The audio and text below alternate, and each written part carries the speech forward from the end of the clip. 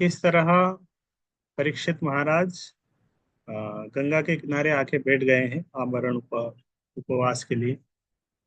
और उनके पास में बहुत सारे ऋषि मुनि दूर दूर से अलग अलग जगह से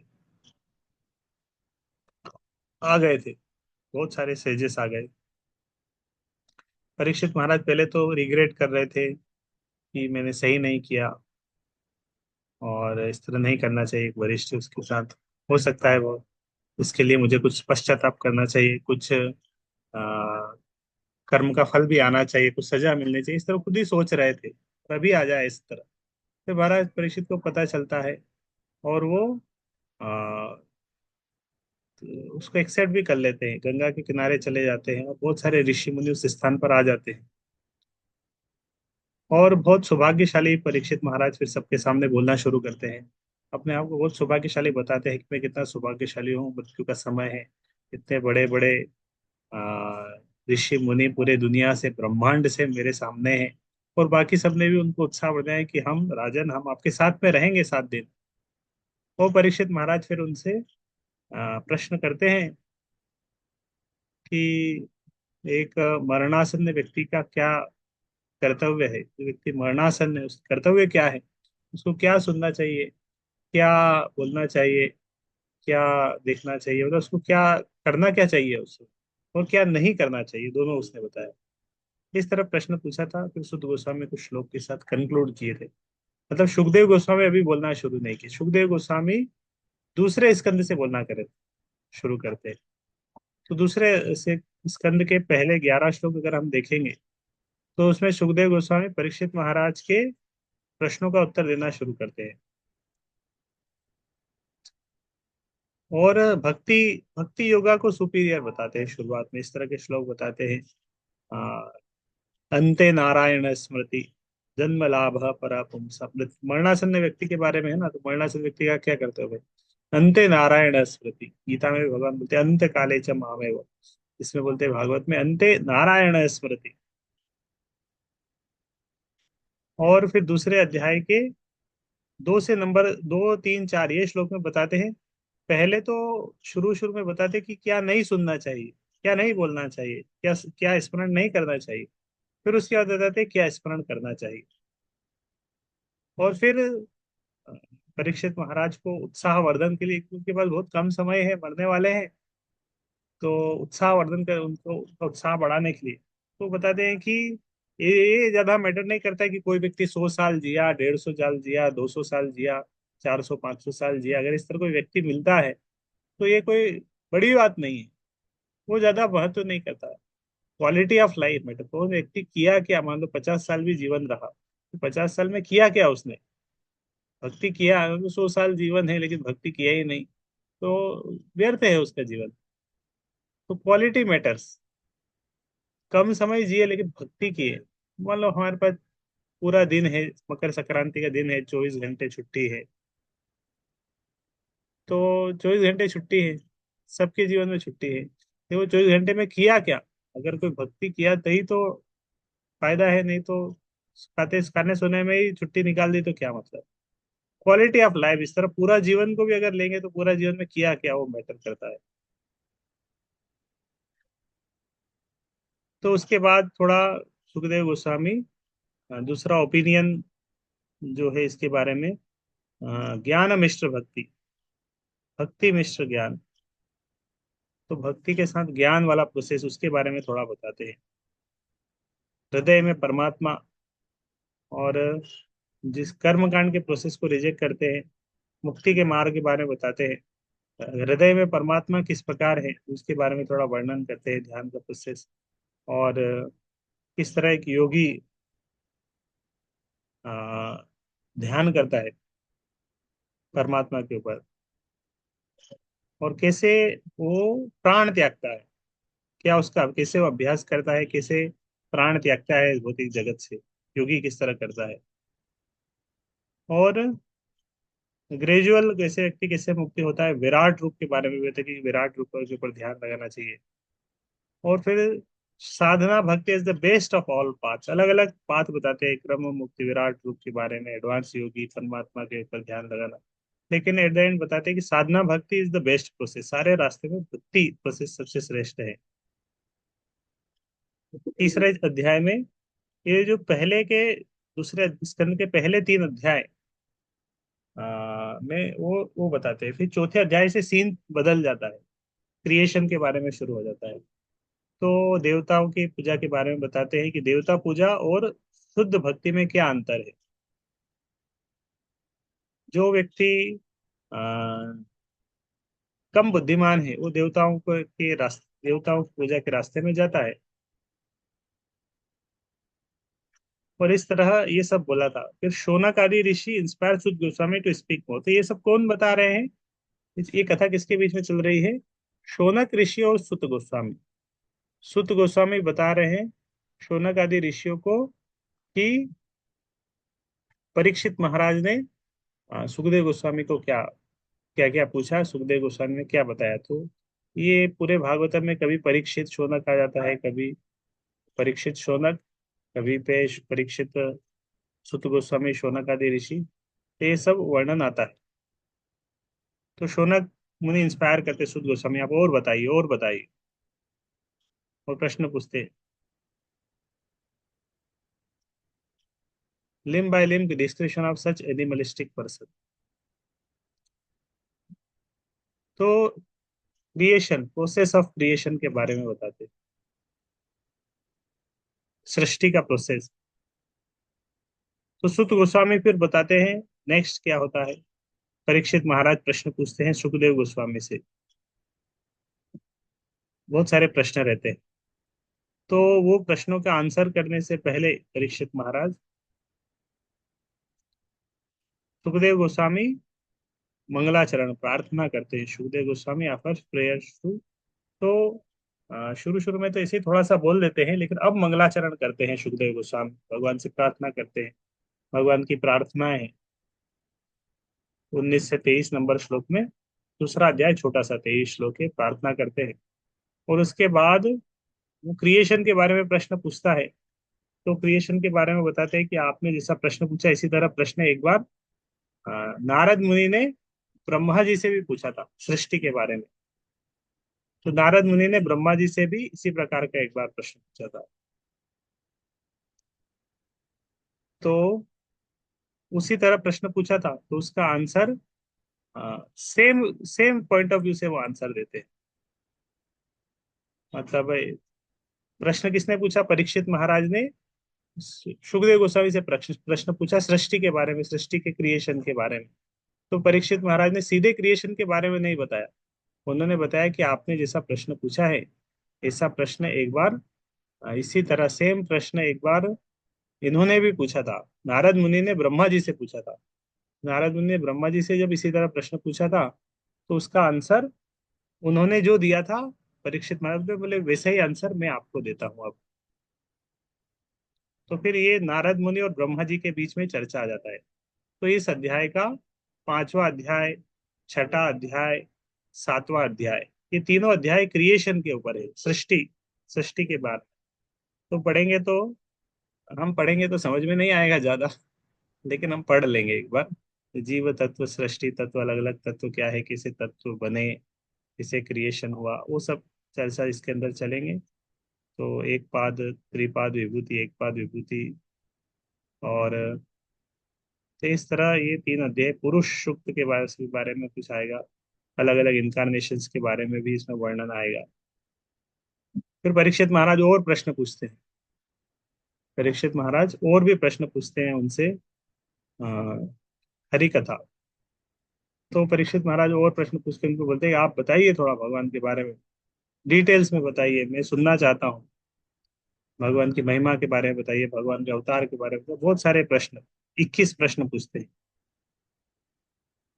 तो ये 8वें अध्याय में 1 से लेके 23 नंबर श्लोक तक ये प्रश्न ही चल रहे हैं। और वो पहले तो बहुत सारे प्रश्न पूछे, और 24, 25, 26, 27, 28, 29 ये श्लोक में इंस्पायर किया उन्होंने। आप बताइए, सुनाइए, मैं थका नहीं हूं, मैं बोल आप जो भी सुनेंगे मैं इंस्पायर हूँ सुनने के लिए। तो और उनको मोटिवेट करते हैं। तो फिर 9वें अध्याय से पहले कुछ प्रश्नों का उत्तर देते हैं। प्रश्नों का उत्तर देना, क्योंकि 21 प्रश्न पूछते हैं यहाँ पे परीक्षित महाराज। तो कुछ प्रश्नों का उत्तर 9वें और 10वें नंबर श्लोक में देते हैं। तो फिर अलग अलग समय में अलग अलग सीन से का आंसर करते हैं। यही ब्रह्मा, तो कुछ प्रश्नों का उत्तर तो ब्रह्मा जी और इनके पॉइंट ऑफ व्यू से देते हैं। ब्रह्मा जी और नारद मुनि के बीच में जो चर्चा हुआ, वहां से कुछ प्रश्नों का उत्तर देते हैं। उसके बाद नेक्स्ट कुछ प्रश्नों का उत्तर देते हैं आ, विदुर और मैत्रेय संवाद के द्वारा। कुछ प्रश्न बोले इसी तरह के प्रश्न विदुर और मैत्रेय के बीच में भी चर्चा हुए थे, तो वहां से उसका आंसर करते हैं। विदुर और मैत्रेय के बीच में, तो वहां से क्या सेशन होता है, तीसरा स्कंद शुरू होता है, विदुर मैत्रेय संवाद। तो श्रीमद् भागवत का जो तीसरा स्कंद है और चतुर्थ स्कंद है, इसको बोलते हैं विदुर मैत्रेय संवाद। तीसरा स्कंद और चौथे चौथा स्कंद भागवतम का क्या है, विदुर मैत्रेय संवाद। तो इसके अंदर विदुर विदुर के प्रश्न भी आएंगे, मैत्रेय के संवाद। तो आप देखेंगे ना, वो बहुत सारे प्रश्न, कभी परीक्षित सुखदेव गोस्वामी भी आएंगे, कभी आएंगे शौनक ऋषि सुत गोस्वामी, और अभी बीच में चर्चा चल रहा है कि विदुर और मैत्रेय संवाद आ रहा है। तो विदुर और मैत्रेय, विदुर, जब हम प्रथम स्कंद में पढ़ा थे ना हमने एक अध्याय, कि विदुर तीर्थ यात्रा से वापस आए थे और युधिष्ठिर महाराज ने उनका स्वागत किया था। तीर्थ यात्रा से जब रिटर्न आए थे तो उनका स्वागत हुआ था, भव्य स्वागत। लेकिन स्वागत से पहले कहाँ थे, तीर्थ यात्रा में थे। तो जब विदुर तीर्थ यात्रा पर गए थे, उससे पहले वाला सीन अभी यहाँ पे थोड़ा सा बताएंगे कि क्यों तीर्थ यात्रा पे गए, कैसे दुर्योधन ने उनका अपमान किया था, और तीर्थ यात्रा में कैसे विदुर किनसे मिले, उद्धव से मिले, और उद्धव से मिले, और फिर उद्धव ने उनको भेजा मैत्रेय मुनि के पास। तो विदुर और उद्धव पहले मिलते हैं, और विदुर बहुत सारे प्रश्न पूछते हैं उद्धव से। विदुर बहुत सारे प्रश्न पूछते हैं उद्धव से, और वो प्रश्नों के उत्तर फिर उद्धव कुछ प्रश्नों के उत्तर देते हैं। फिर बोलते हैं उद्धव कि आप मैत्री मुनि से, मैत्री मुनि भी यहाँ पर है, तो आप मैत्री मुनि से वो प्रश्न पूछे। मैत्री मुनि से आप वो प्रश्न पूछिए। तो बाकी प्रश्न का आंसर कौन करते हैं, मैत्री मुनि करते हैं। तो विदुर मैत्री संवाद तीसरा स्कंद चौथा स्कंद चलता है। तो अभी हम तीसरे स्कंद से पढ़ना शुरू करेंगे। तीसरा स्कंद है, तीसरा स्कंद विदुर द्वारा पूछे गए प्रश्न।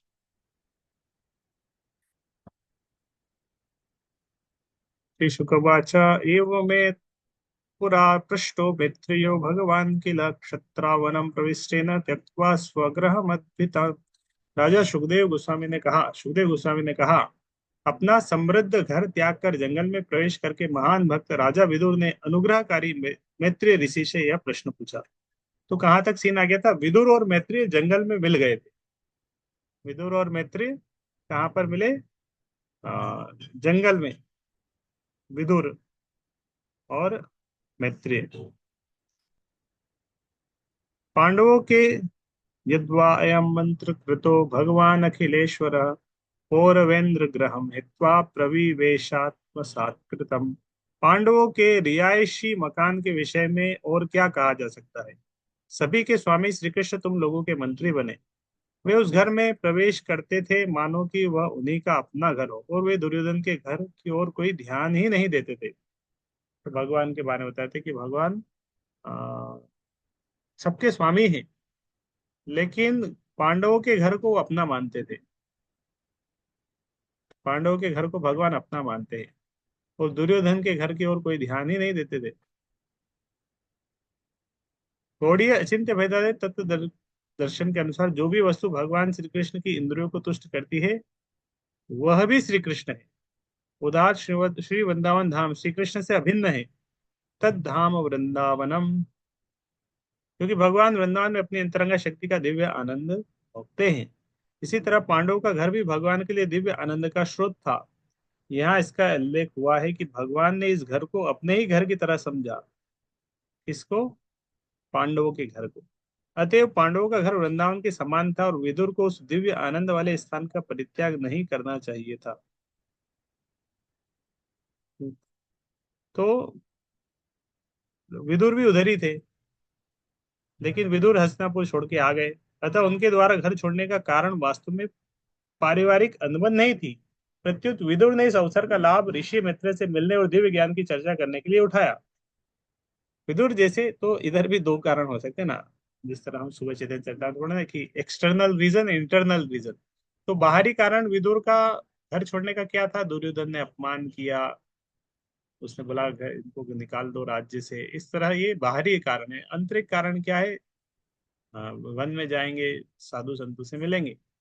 विदुर जैसे साधु पुरुष के लिए सांसारिक मामलों को लेकर उठने वाला कोई विघ्न महत्वहीन नहीं था, किंतु कभी कभी ऐसे विघ्न उच्चतर अनुभूति के लिए अनुकूल होते हैं। अतः विदुर ने पारिवारिक अनबन का लाभ मैत्रेय ऋषि से भेंट करने में उठाया। तो पारिवारिक घर में कभी कभी झगड़ा हो जाता है, तो उसका फायदा उठाया उन्होंने। राजोवाच पुत्र क्षत्रुर्भगवता मैत्रेयाणा संगम कदा वा सह संवाद एतत्वर्णय न प्रभो।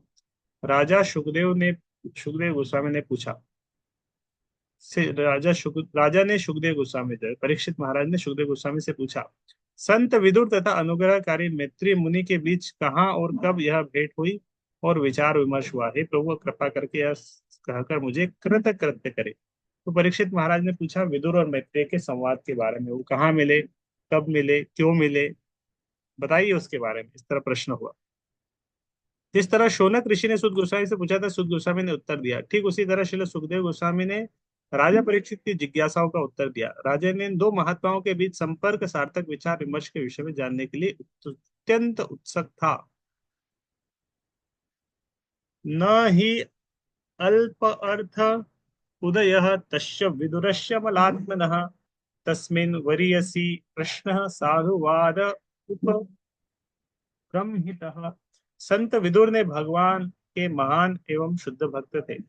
विदुर भगवान के भक्त थे, स्वयं धर्मराज थे। वो धर्मराज थे। इसका स्टोरी भागवतम प्रथम स्कंद में आया था।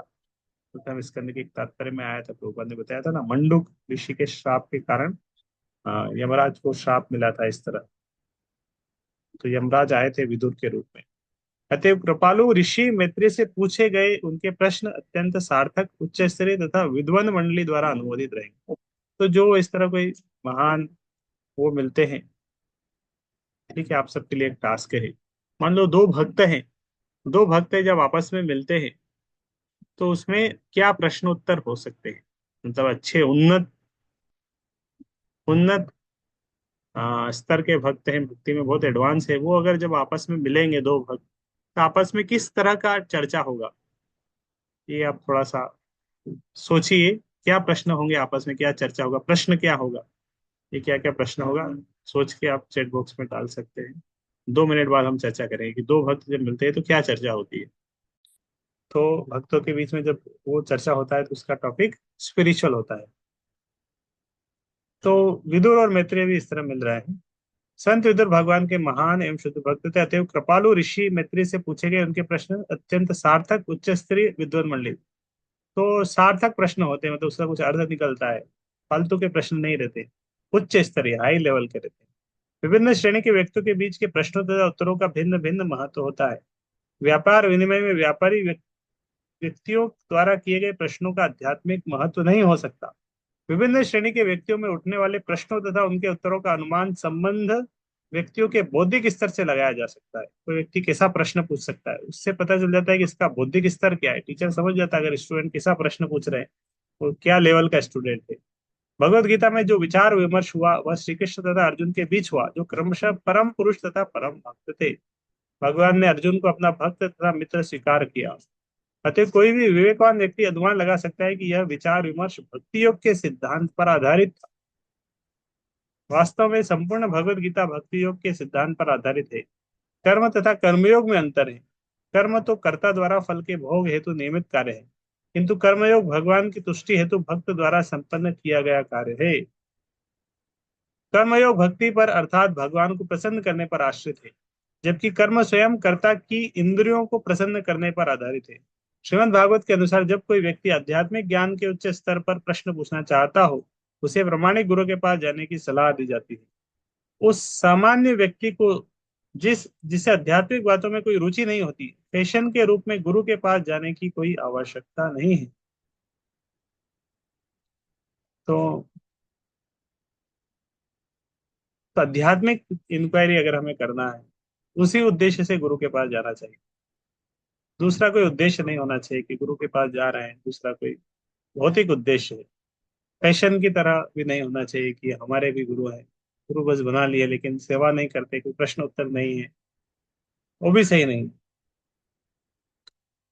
महाराज परीक्षित छात्र के रूप में ईश विज्ञान समझने के प्रति जिज्ञासु थे, और सुखदेव गोस्वामी दिव्य विज्ञान के प्रामाणिक गुरु थे। दोनों ही जानते थे कि विदुर तथा ऋषि मैत्रेय के द्वारा जिन विषयों पर विचार विमर्श हुआ होगा वे उच्च स्तरीय रहे होंगे। अतः महाराज परीक्षित को अपने गुरु से यह जानने के लिए अति उत्कंठा थी। सुतवाच स एवं ऋषिवर्योऽयं पृष्टो राज्ञा परीक्षिता प्रत्याहतं सुबहुः विपरीतात्मा श्रूयतामिति। सुत गोस्वामी ने कहा, महर्षि सुखदेव गोस्वामी अत्यंत अनुभवी थे और राजा से प्रसन्न थे। तो सुखदेव गोस्वामी बहुत प्रसन्न थे जब वो भागवत बोल रहे थे, और परीक्षित महाराज उनसे बहुत अच्छे अच्छे प्रश्न पूछ रहे थे, तो उनको भी उत्साह मिल रहा था बोलने का। तो राजा प्रश्न द्वारा प्रश्न किए जाने पर उन्होंने इससे कहा, कृपया इस विषय का ध्यान पूर्वक सुने। शुकवाच, तो अब टॉपिक शुरू होता है। शुकवाच, यदा तु राजा सुसुतान् साधून् पुष्णन् धर्मेण विनश्य दृष्टिः धातुर्यविष्टस्य सुतान् विबन्धुन् प्रवेश्य लाक्षा भवने ददाह। श्री सुखदेव गोस्वामी ने कहा, राजा धृतराष्ट्र अपने बेईमान पुत्रों का पालन पोषण करने की अपवित्र इच्छाओं के वश में होकर अंतर्दृष्टि खो चुका था। धृतराष्ट्र के पुत्र थे दुर्योधन और सौ भाई। सब आ, अच्छे नहीं थे, उनका स्वभाव अच्छा नहीं था, इच्छाएं अच्छी नहीं थी, और राजा धृतराष्ट्र उनके वश में था। पुत्र मोह के कारण अंधा था, और उसने अपने पितृविहीन भतीजों पांडवों को जला डालने के लिए लाक्षागृह में आग लगा दी। तो पांडवों को रास्ते से हटाना चाहते थे। पांडवों के पिता नहीं थे पांडु, इसलिए उनको हटाने के लिए जलाने का प्लान किया।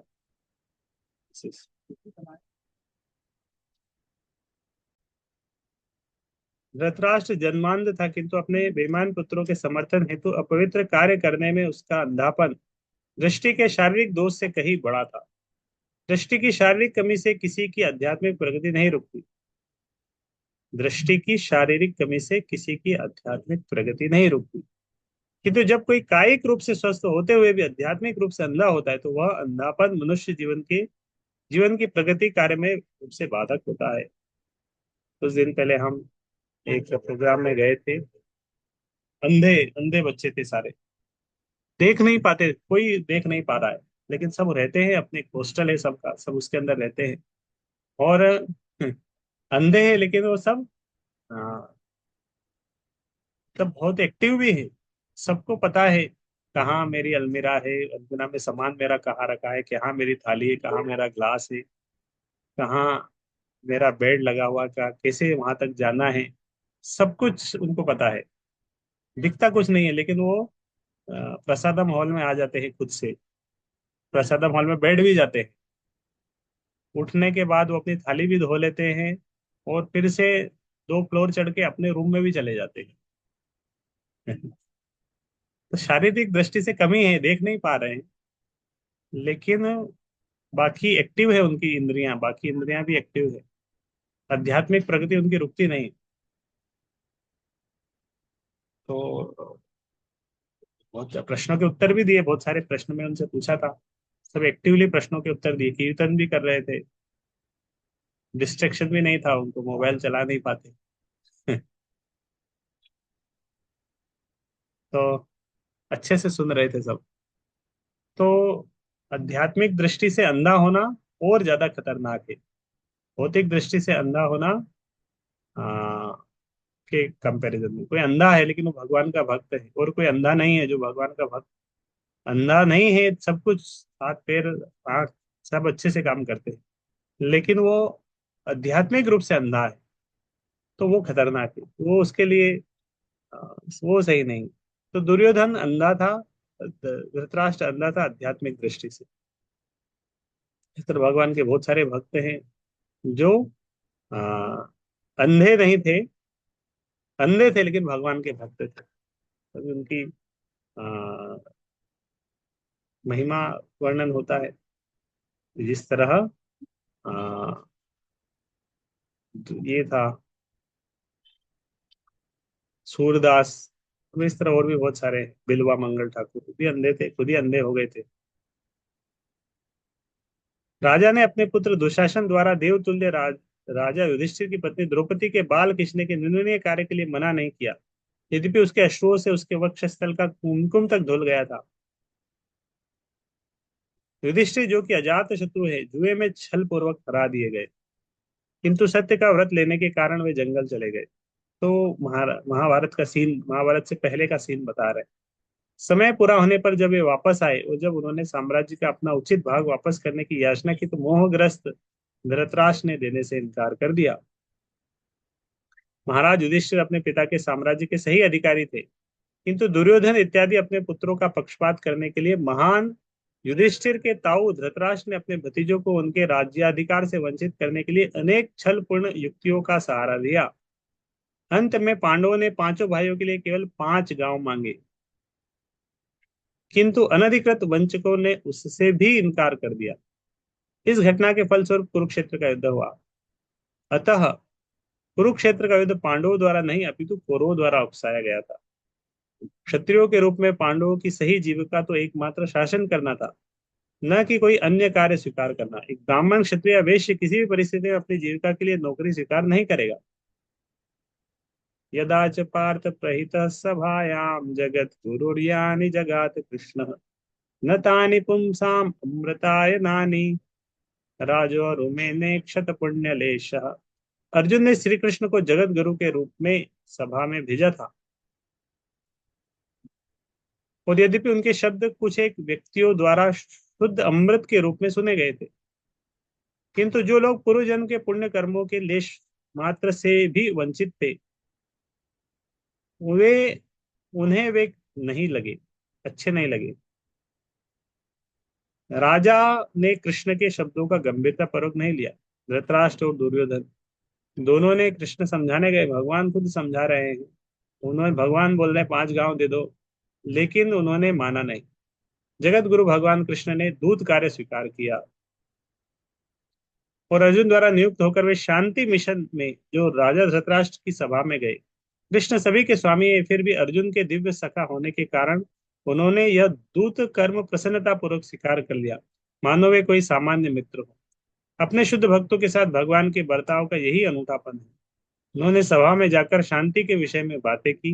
इस संदेश का आस्वाद्य भीष्म तथा अन्य प्रमुख जनों ने किया, क्योंकि यह संदेश स्वयं भगवान से मुख से निकला था।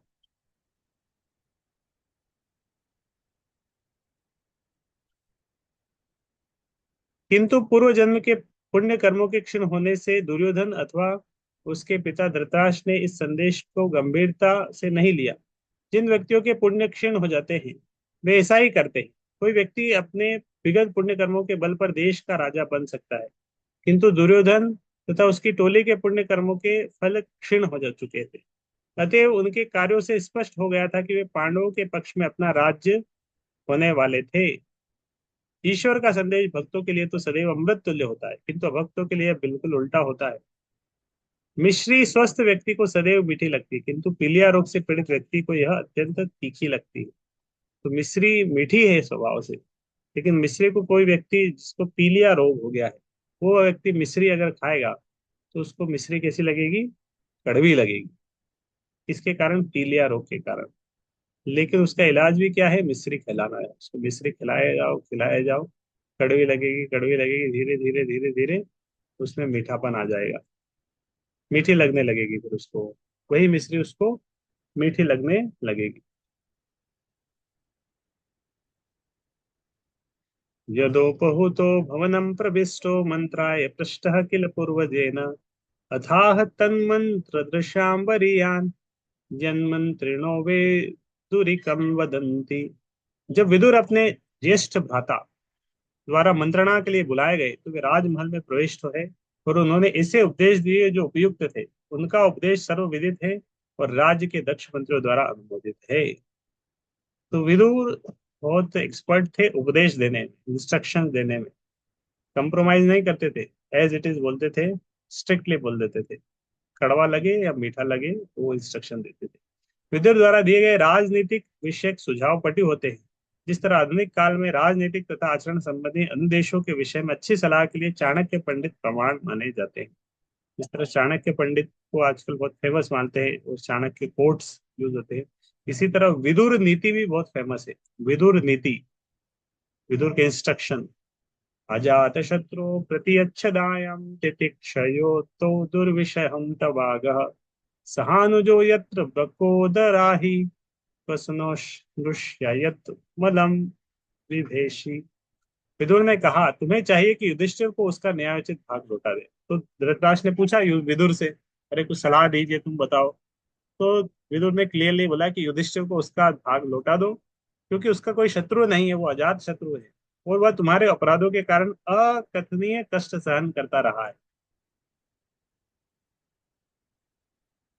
वो अपने छोटे भाइयों सहित प्रतीक्षारत थे, जिसमें जिनमें से प्रतिशोध की भावना से पूर्ण भीम सर्प की तरह उच्छ्वास ले रहा है। तुम निश्चय ही उससे भयभीत हो। भले युधिष्ठिर तो अजात शत्रु है, लेकिन वो कष्ट सहन कर रहा है और उसके छोटे भाई सहन नहीं कर रहे हैं। वो तो प्रतिशोध लेना चाहते हैं। भीम बहुत क्रोधित है, लेकिन उससे डरो। वो श्वास ले रहा है क्रोध के कारण। जब व्यक्ति क्रोधित होता है ना, तो श्वास की गति तेज हो जाती है। पार्थास्तु देवो भगवान् मुकुंदो गृहीतवान् सक्षिते देव देवः आस्ते स्वपुर्यां यदुदेव देवो विनिर्जिताशेषन्द्र देव देह। भगवान कृष्ण ने प्रथा के पुत्रों को अपना परिजन मान लिया है और संसार के सारे राजा श्री कृष्ण के साथ है। वे अपने घर में अपने समस्त पारिवारिक जनों, यदुकुल के राजाओं तथा राजकुमारों के साथ उन्होंने असंख्य शासकों को जीत लिया है, उपस्थित है और वे उन सभी के स्वामी हैं। विदुर ने धृतराष्ट्र को प्रथा के पुत्र पांडवों के साथ राजनीतिक संधि करने की बहुत अच्छी सलाह दी। पहली बात जो उन्होंने कही वह यह थी कि भगवान कृष्ण उनके फुफेरे भाई के रूप में उनके निकट संबंधी है। क्योंकि कृष्ण पूर्ण पुरुषोत्तम भगवान है, अतः वे समस्त ब्राह्मणों तथा देवताओं द्वारा पूज्य है, जो ब्रह्मांड के कार्यकलाप का नियंत्रण करते हैं। इसके साथ ही भगवान कृष्ण तथा उनके यदुवंशी पारिवारिक जन संसार के समस्त राजाओं के विजेता है। तो अच्छी सलाह दी थी उन्होंने। क्षत्रियगण विभिन्न राज्यों के राजाओं से युद्ध करते थे और उन्हें हराकर उनकी सुंदर राजकुमारियों का अपहरण कर लेते थे। यह प्रणाली प्रशंसनीय थी, क्योंकि क्षत्रियों तथा राजकुमारियों का विवाह विजेता क्षत्रिय की वीरता के आधार पर होता था। यदुवंश के समस्त राजकुमारों ने वीरता के बल पर इसी तरह से अन्य राजाओं की कन्याओं से विवाह किया था। इस तरह वे संसार के समस्त राजाओं के विजेता थे। विदुर अपने भाई के मन में यह बात बैठा देना चाहते थे कि पांडवों से युद्ध करना अनेक खतरों से पूर्ण है, क्योंकि उनकी सहायता श्री कृष्ण कर रहे हैं, जिन्होंने अपने बाल्यकाल से में ही कंस तथा जरासंध जिसे असुरों को तथा ब्रह्मा तथा इंद्र जिसे देवताओं को जीत लिया था। अतः विश्व की संपूर्ण शक्ति पांडवों के साथ। विदुर कर दिया, बोले उनके साथ कृष्ण है, मतलब पूरे दुनिया की सृष्टि उनके साथ है, शक्ति। स एष दोष पुरुषद्विडास्ते ग्रहान् प्रविशोऽयमपत्यमत्या पुष्णासि कृष्णाद् विमुखो गतश्रिश त्यजाश्रशैवं कुलकौशलाय। तुम साक्षात, तो अभी सही सलाह तो दी। अब विदुर धृतराष्ट्र को बोल रहे हैं कि तुम साक्षात अपराध रूप दुर्योधन का पालन पोषण अपने अच्युत पुत्र के रूप में कर रहे हो। तो तुम्हारा जो पुत्र है ये अपराध का पालन, अपराध है स्वयं, अपराध का रूप। उसका तुम पालन पोषण करो, उसको अच्युत पुत्र मान के रखा। किंतु वो भगवान कृष्ण से ईर्ष्या करता है, और चूंकि तुम इस तरह से कृष्ण के अभक्त का पालन कर रहे हो, अतएव तुम समस्त शुभ गुणों से विहीन हो। तुम यथाशीघ्र इस दुर्भाग्य से छुटकारा पालो और सारे परिवार का कल्याण करो। अच्छा पुत्र अपत्य कहा जाता है, अर्थात वह पिता को नीचे नहीं गिरने देता। पिता के मरने पर पुत्र भगवान विष्णु को प्रसन्न करने के लिए यज्ञ संपन्न करके अपने पिता की आत्मा की रक्षा कर सकता है। यह प्रथा भारत में अब भी प्रचलित है। अपने पिता की मृत्यु के पश्चात पुत्र भगवान विष्णु के चरण कमलों पर यज्ञ करने के लिए गया जाता है। गया में भगवान के विष्णु के चरण कमल हैं, वहां पर पूजा होती है। इस तरह पिता पथ च्युत यदि हो गया हो तो पिता की आत्मा का उद्धार करता है। किंतु यदि पुत्र पहले से विष्णु का शत्रु हो तो भला ऐसे शत्रु भाव में भगवान विष्णु के चरण कमलों में यज्ञ कैसे कर सकता है। तो विष्णु की पूजा करने से पिता पूर्वजों का उद्धार होता है। विष्णु के शत्रु बनेंगे तो कैसे पूजा करेंगे। श्री कृष्ण प्रत्यक्ष भगवान विष्णु है और दुर्योधन उनका शत्रु है, उनकी ओर शत्रुवत था। अतएव अपने पिता धृतराष्ट्र की मृत्यु के बाद उसकी रक्षा नहीं कर सकता था। विष्णु की ओर अपनी श्रद्धा विहीनता के कारण उसका तो स्वयं का पतन होना है, तो फिर अपने पिता की रक्षा कैसे कर सकेगा। विदुर ने धृतराष्ट्र को सलाह दी कि यदि वह अपने परिवार का कल्याण देखना चाहता है तो यथाशीघ्र वह दुर्योधन जैसे अयोग्य पुत्र से अपना पिंड पिंड छुड़ा ले। बोले तुम पुत्र है लेकिन तुम्हारा उद्धार तो करने वाला है नहीं, बेटर है इसको एक्सेप्ट ही मत करो। हमने सुना ना पहले, भागवतम के प्रथम स्कंद में एक अध्याय था जिसमें विदुर धृतराष्ट्र को उपदेश देते हैं, लेकिन वो अध्याय कौन सा था, जब ये उसके पहले वाला सीन, ये तो तीर्थ तीर्थ जाने से पहले का सीन क्रिएट हो रहा है। फिर विदुर विदुर अपमान करते हैं तो विदुर का अपमान करके विदुर चले जाते हैं तीर्थ यात्रा पे। तीर्थ यात्रा पे वो मैत्रेय से मिलेंगे, जो ये सीन। फिर इसके बाद फिर से जाके वो जो प्रथम स्कंद में जो अध्याय चला हमने पढ़ा था, विदुर के उपदेश धृतराष्ट्र को डराया था ना, धृतराष्ट्र को डराया था विदुर ने, देखो तुम्हारे मृत्यु आ गई है, काल आ गया है, तुम मरने वाले हो। तो वो सब सीन उसके बाद आना। बस ये श्लोक पढ़ के हम रखेंगे, इसके बाद कल पढ़ेंगे। चाणक्य पंडित के नीति उपदेशों के अनुसार ऐसे पुत्र से क्या लाभ जो न तो विद्वान है न भगवत भक्त। यदि पुत्र भगवत भक्त नहीं है तो वह अंधे नेत्रों के समान पीड़ा का कारण होता है। तो अगर पुत्र भक्त ही नहीं है तो मतलब आंखें तो है लेकिन आंखें अंधी है तो पीड़ा ही देती है। कभी कभी चिकित्सक ऐसी व्यर्थ आंखों को उनके गोलकों से निकाल देने की सलाह देता है, जिससे निरंतर पीड़ा से छुटकारा मिलता है। मतलब आंखें हैं लेकिन आंखों से दिखता नहीं है, लेकिन उसमें बस कष्ट होता है। तो ऐसी आंखों को तो निकाल देना ही चाहिए क्योंकि उससे बस कष्ट मिलेगा। दुर्योधन अंधे कष्टकारक नेत्रों के तुल्य था। वह धृतराष्ट्र के परिवार के लिए महान विपदा का स्रोत होगा, जैसा कि विदुर ने पहले ही देख लिया था। अतः विदुर ने अपने ज्येष्ठ भ्राता को इस कष्ट के स्रोत से छुटकारा पाने की ठीक ही सलाह दी थी। धृतराष्ट्र ऐसे साक्षात अपराध को इस भ्रमपूर्ण धारणा से पाल पोस रहा था कि दुर्योधन अच्छा पुत्र है जो अपने पिता को मुक्ति दिलाने में समर्थ है। तो दुर्योधन धृतराष्ट्र की आसक्ति तोड़ने का प्रयास कर रहे हैं विदुर कि ये दुर्योधन से छुटकारा पाओ, तुम इसके लिए सब कुछ कर रहे हो, इसके लिए इतना पाप कर रहे हो, तो ये तुम्हारा उद्धार नहीं करेगा, तुम्हें नरक में लेके जाएगा। लेकिन धृतराष्ट्र इतना आसक्त था, वो सुनता नहीं है। बाद में भी आखिर महाभारत के युद्ध के बाद भी कितना मेहनत करना पड़ता है आसक्ति तोड़वाने के लिए युद्ध।